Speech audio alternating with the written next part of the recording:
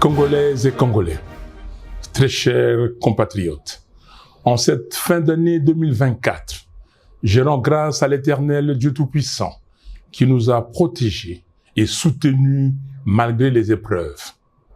Malheureusement, beaucoup de nos compatriotes nous ont quittés à cause de la maladie, des accidents, de la pauvreté ou encore des violences causées par les groupes armés, notamment les supplétifs de l'armée rwandaise, appelée M23, et certaines milices exploitant nos richesses naturelles. À ceux qui pleurent leurs proches, à ceux qui portent dans leur chair et leur esprit les stigmates de ces violences, et à tous ceux qui luttent pour survivre face à la mauvaise gouvernance et à la prédation de nos ressources naturelles, j'exprime ma profonde compassion. Que Dieu se souvienne de chacun d'eux et répande sa miséricorde sur tout notre peuple. Je rends un hommage émouvant à mon directeur de cabinet, Jean-Claude Mwalimou Solo Sabiti, que Dieu a rappelé à lui le 23 octobre dernier. Mes très chers compatriotes, notre pays traverse une période sombre, marquée par un désordre savamment orchestré depuis les hold-up électoraux de 2018, suivi par les simulacres d'élections de 2023. Toutes les contrées du pays sont en proie à un recul social. La situation désastreuse du Grand Kasaï, courageusement décrite par les gouverneurs du Kasaï central, l'archevêque de Kananga et l'évêque de Mweneditu, illustre la détresse de notre pays tout entier et une absence de vision qui conduit les pays lentement mais sûrement vers un suicide collectif. Le bilan est accablant. Ce n'est pas une opinion, c'est un constat qui s'impose. La corruption et les vols gangrènent nos institutions. Les défis de la RDC sont multiples et requièrent une mobilisation méthodique des ressources de l'État. Hélas, des milliards de dollars sont détournés à travers des projets fictifs et des contrats léonins. Les ressources du peuple sont dilapidées et les faits de corruption sont tellement légion que beaucoup ne s'en émeuvent plus. Le banditisme d'État d'une minorité prédatrice et les trains de vie surréalistes des institutions doivent interpeller chaque Congolais. Il s'agit là de votre argent, gagné à la sueur de votre fonds. Indignez-vous. Aux voleurs en col blanc, tapis dans les institutions, je vous renvoie à Dieu et aux images des fins de règne des régimes qui affament leur peuple et vivent dans l'excès aux frais du contribuable. Cette absence totale de rigueur dans la gestion du trésor public accentue le problème auquel nous faisons face. La sécurité est inexistante. Le M23 contrôle plus de 130 localités au nord Kivu. Je répète, 130. Les ADF continuent leur massacre à Beni, Butembo, Lubero, Irumu et Mambasa. Les armées rwandaises, ougandaises et burundaises opèrent dans le nord Kivu et le sud Kivu. Tout cela sous les regards impuissants de ce qui reste de l'État. Les groupes armés de tous bords sévissent à Ituri. Les Mobundo dérangent la quiétude des citoyens dans les grands Bandundu, à l'est de Kinshasa et dans une partie du Congo central. Le pays compte aujourd'hui plus de 8 millions de déplacés internes. Une telle situation devrait mobiliser l'attention de n'importe quel gouvernement avec un minimum de sérieux. Chez nous, le sujet est traité avec une légèreté déconcertante et le champagne coule à flot au sommet d'un État failli et faible. Notre armée est abandonnée. Après 6 ans au pouvoir, le régime n'a pas réussi à doter les pays d'une force militaire capable de défendre notre souveraineté. Nos soldats, courageux, mais sous-équipés, affrontent des forces ennemies bien armées. L'argent dilapidé à Kinshasa à lui seul pourrait changer les rapports des forces sur le terrain. La diplomatie est défaillante face aux manœuvres de Paul Kagame et à ses accusations mensongères contre notre pays. Le gouvernement brille par son absence de stratégie et d'action de dissuasion concrètes. Nous sommes réduits à des slaves lyriques qui frisent la comédie et dénoncent un manque de sérieux qui rassure l'ennemi sur les faibles capacités intellectuelles de son adversaire. Aujourd'hui, la faiblesse diplomatique de la RDC a réussi à ancrer dans l'opinion internationale l'idée selon laquelle les FDLR seraient une responsabilité congolaise. Pourquoi le gouvernement congolais ne demande-t-il pas à M. Kagame de discuter avec les FDLR et de neutraliser le M23? Là où ça blesse, c'est qu'en pareille circonstance, il paraît évident que tout leader censé chercherait un temps soit peu à tisser les liens entre citoyens et favoriser la cohésion nationale. Mais non. Les tribalismes primaires du régime divisent notre nation. Nous observons un repli identitaire au sommet de l'État, avec une opposition constante entre les frères dits de sang et les autres compatriotes. Une seule tribu bénéficie de nominations privilégiées dans les postes étatiques. On constate également des flux migratoires savamment orchestrés vers Kinshasa et Lubumbashi dans le but de renforcer une influence tribale et de déstabiliser les manifestations de l'opposition et de la résistance. Nous refusons que nos frères et sœurs soient instrumentalisés à des fins machiavéliques et purement politiciennes. En parallèle de tous ces maux, la pauvreté explose. Plus de 80 millions de Congolais vivent dans une des pauvretés les plus abjectes de la planète. Depuis 2019, la dépréciation du franc congolais a considérablement aggravé la situation, rendant la vie insoutenable pour les familles congolaises. Le constat est sévère. L'éducation et la santé s'effondrent. Les grèves des fonctionnaires, des médecins et des enseignants se multiplient. La gratuité de l'enseignement demeure un mirage. Le chômage est à son comble. La jeunesse abandonnée à elle-même voit son avenir compromis. Suite à cette défaillance éducative et à l'éclatement du contrôle parental qui en découle, les banditismes urbains prospèrent. Les Koulouna et autres gangs terrorisent nos villes.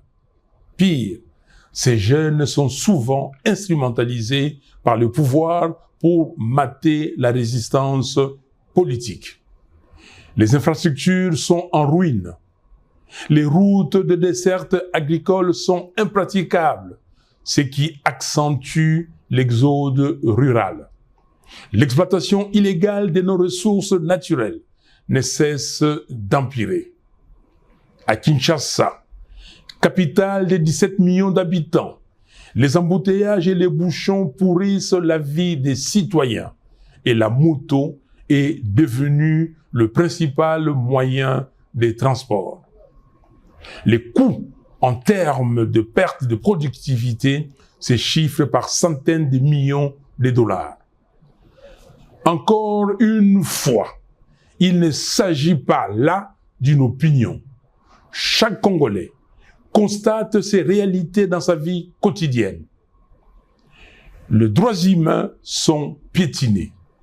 Les opposants, activistes et journalistes sont enlevés, arrêtés et emprisonnés arbitrairement.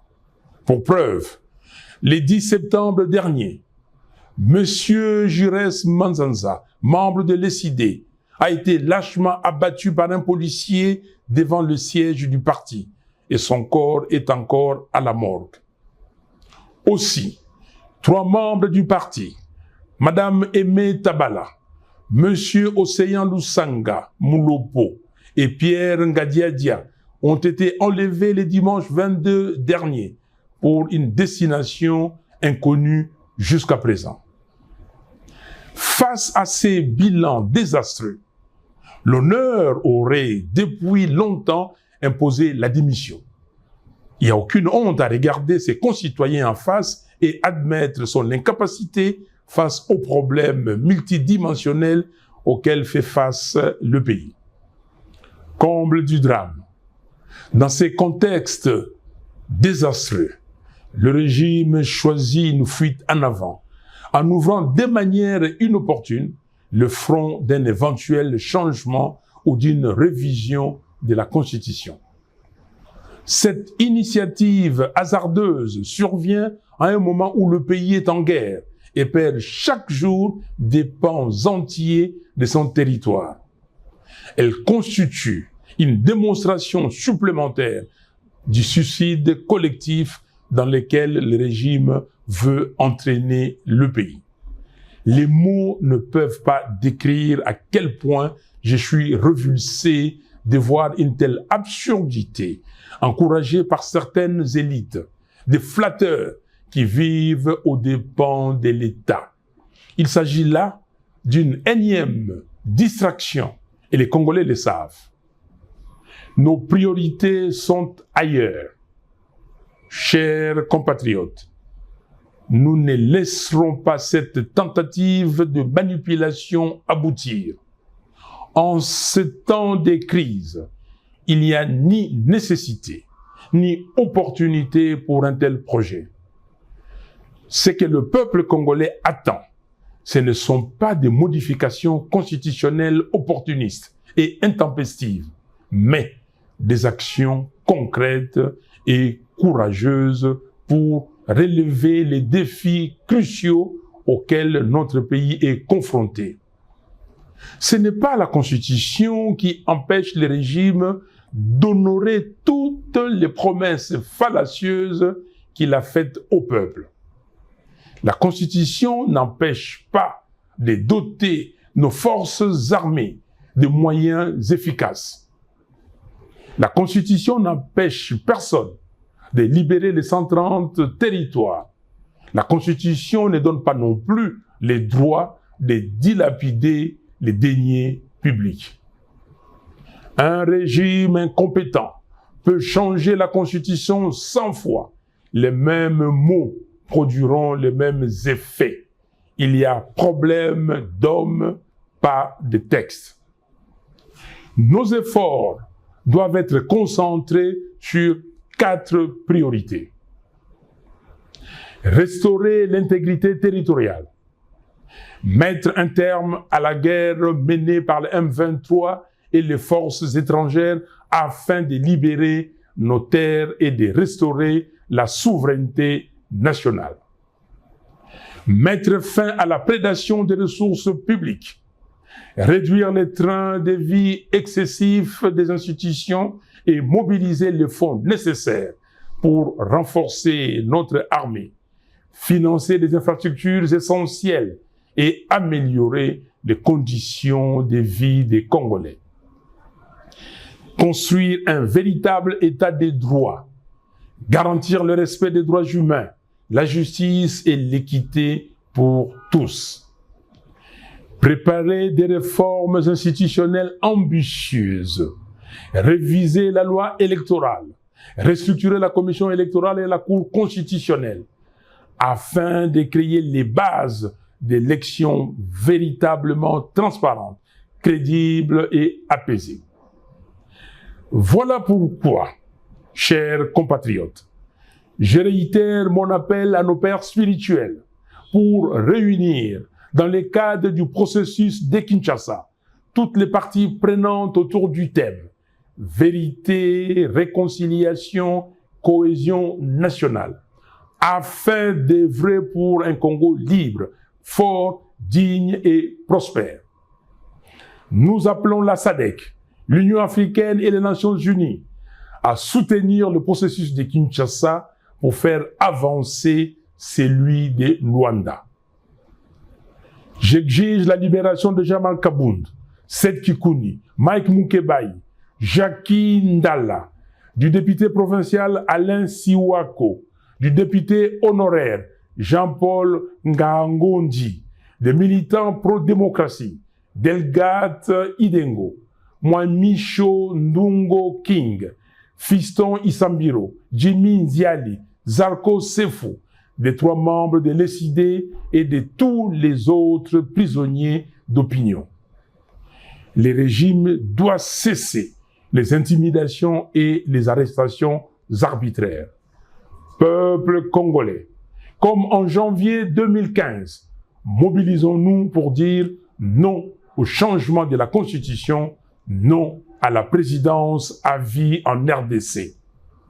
Je demande instamment à M. Félix Tshisekedi de cesser le mensonge, la manipulation et la démagogie. Congolaises et Congolais, très chers compatriotes, en ce 30 décembre 2024, je tiens à vous adresser mes vœux le plus sincères de paix, de bonheur et de prospérité pour l'année 2025. Que Dieu bénisse chacun de vous, qu'il illumine le Congo de sa lumière pour que nous retrouvions enfin la paix, la sécurité et la dignité. Soyons unis et déterminés pour relever notre pays. Que Dieu bénisse la République démocratique du Congo et son vaillant peuple. Je vous remercie.